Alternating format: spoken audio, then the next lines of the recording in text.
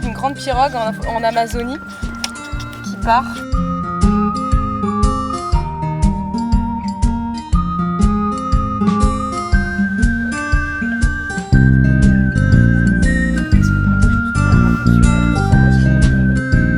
C'est aussi ça la fabrique, c'est cette alchimie avec des métiers très différents, mais se rendre compte qu'il y a plein de choses qui sont assez universelles, notamment les attentes en matière de reconnaissance au travail, de psychologie positive, la qualité des relations.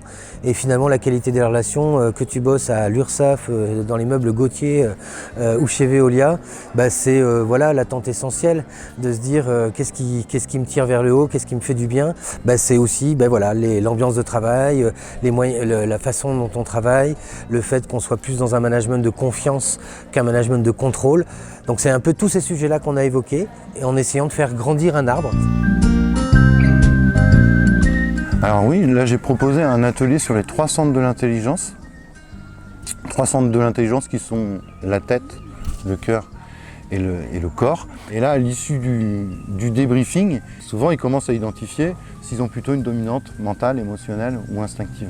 Le but, c'est de partir de l'expérience pour ensuite aller se dire, avoir des eureka, quoi. Ils peuvent faire des liens aussi sur comment fonctionnent leurs collègues de boulot, leurs conjoints, leurs enfants.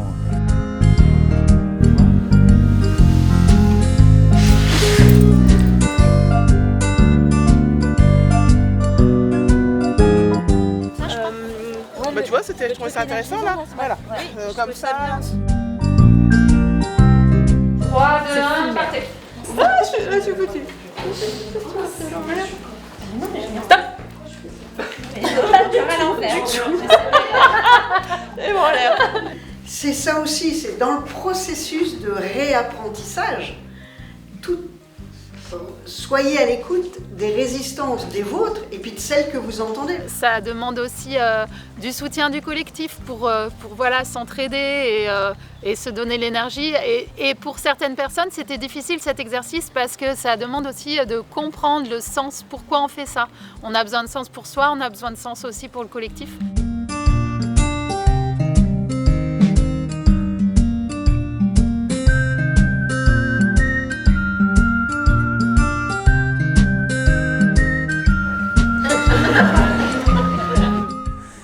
Quel con est-ce qu'on est? Parce qu'on est tous un peu cons à un moment donné dans notre vie, dans notre carrière et donc dans le milieu professionnel. On a des réactions qui ne sont pas adaptées. Donc le jeu était d'identifier tous ces moments où on est un peu con et puis de jouer avec. Donc nous on jouait des scénettes basées sur des faits réels.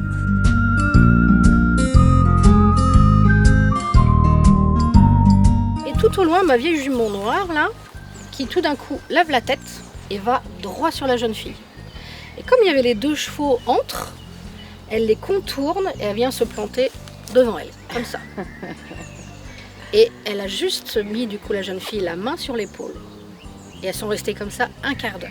Et là je voyais ce qui se passait en elle, quoi.